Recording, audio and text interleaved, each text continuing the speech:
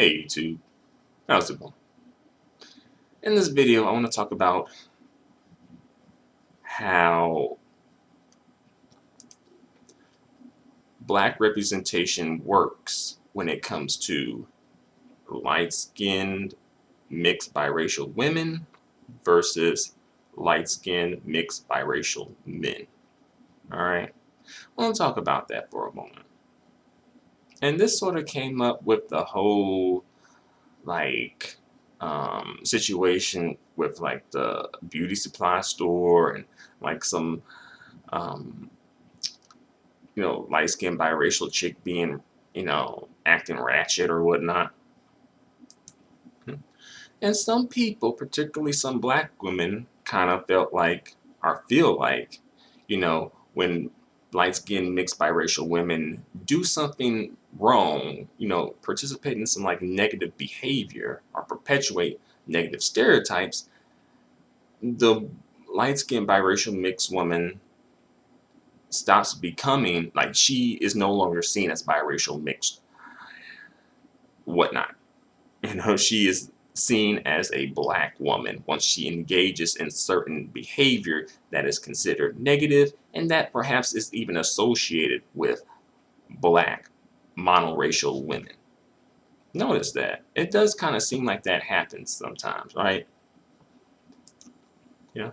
And I think that happens, I think particularly these brown skinned, dark skinned, monoracial black men are doing this, are perpetuating this because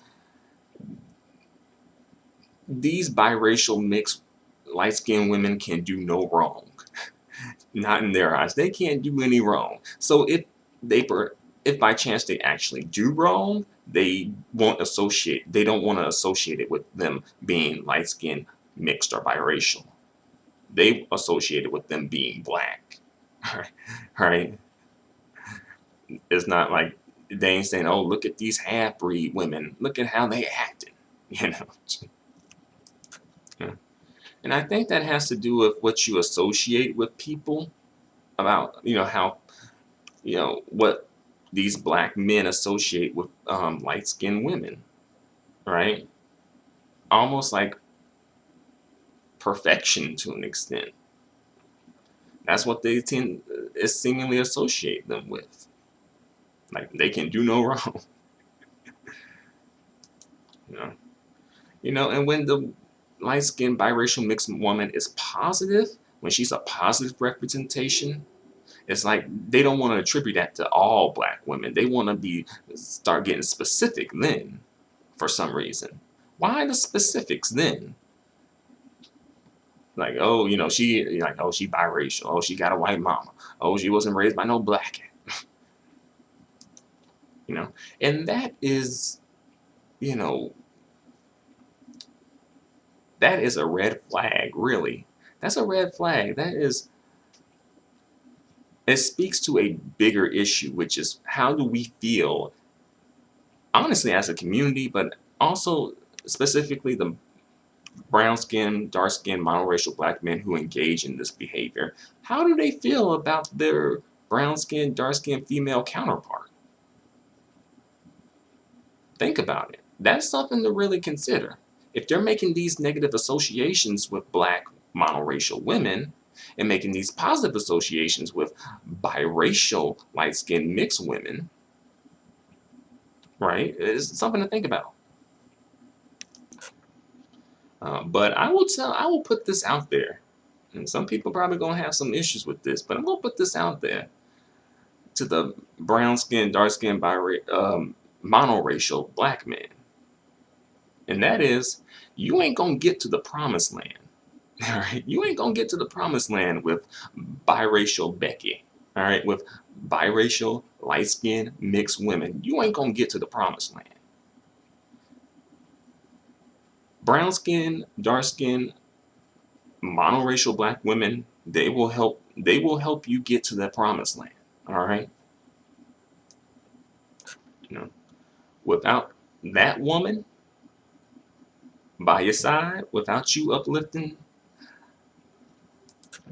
and exalting that woman, all that you have all that you will try, all that you try to build, all your future prospects and endeavors will bear no fruit. All right, they will not bear any fruit without that brown skin, dark skin, monoracial black woman by your side, being treated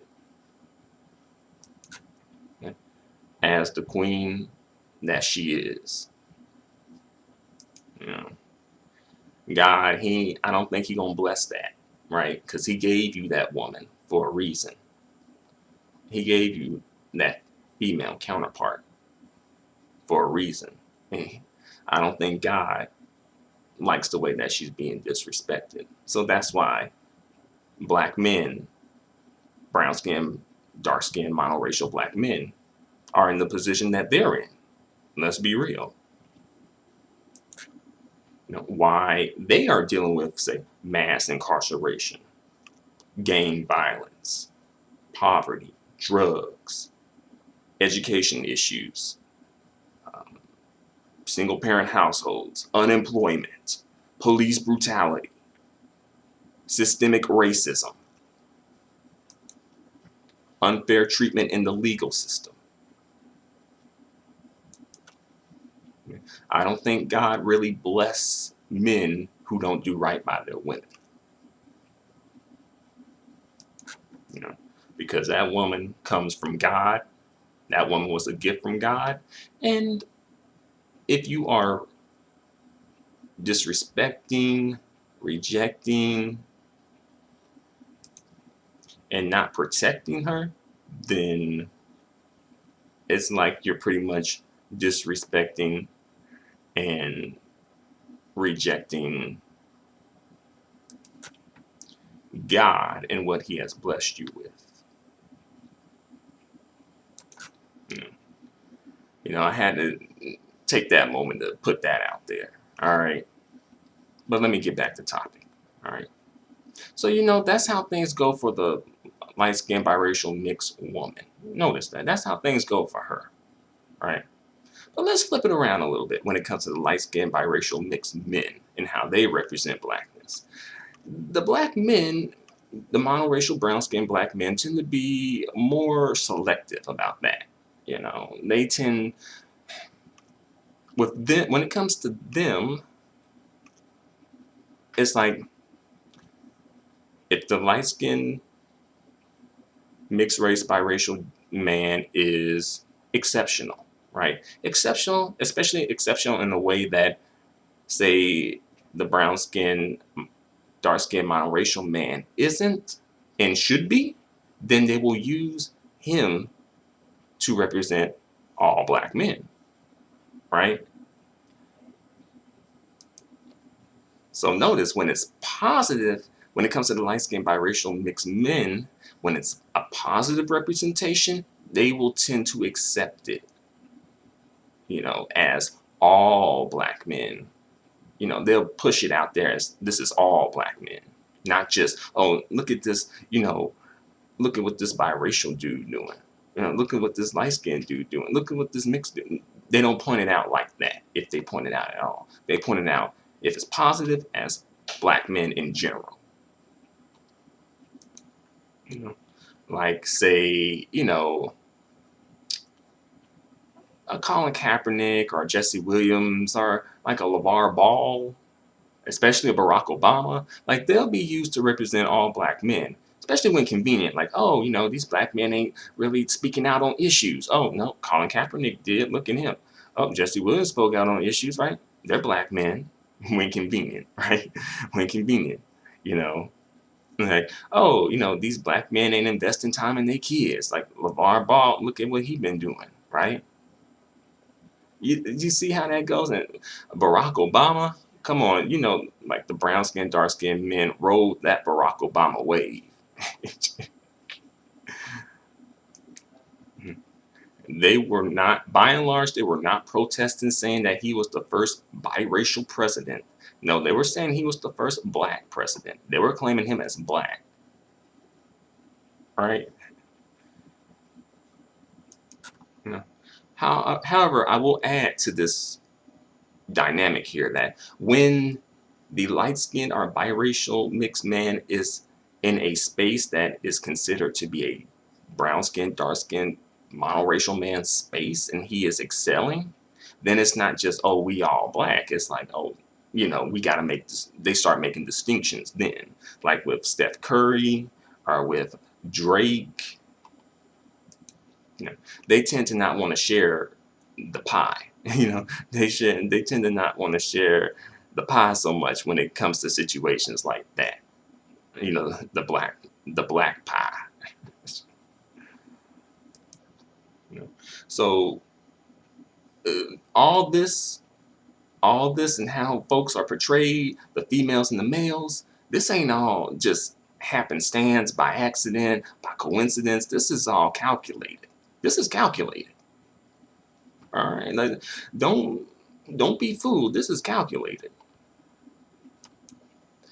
and it's calculated based on what is convenient to monoracial, brown skin, dark skin, black men. All right, they are the ones who are pulling the strings all behind this. All right, and I'll definitely add, when the biracial light skinned dude is negative, then it's like, oh, that mulatto, oh, that biracial dude, like say Dak Prescott, right? Him and him not wanting to protest, then it's like, oh, he a mulatto, you can't trust them mulattoes, right? It's not like, oh, he's black, they tend to want to make distinctions then. They're not saying, oh, that black man ain't protesting. They're saying that mulatto ain't protesting. That biracial dude ain't protesting. Right? When it's negative. But when it's negative, when it's the biracial woman, they attribute it to black women. But when it's negative and it's a light-skinned biracial dude, they attribute it to the light-skinned biracial mixed mulatto half-breed dude.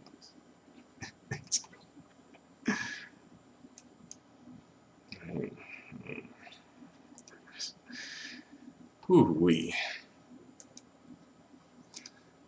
Just the fucked upness of it all.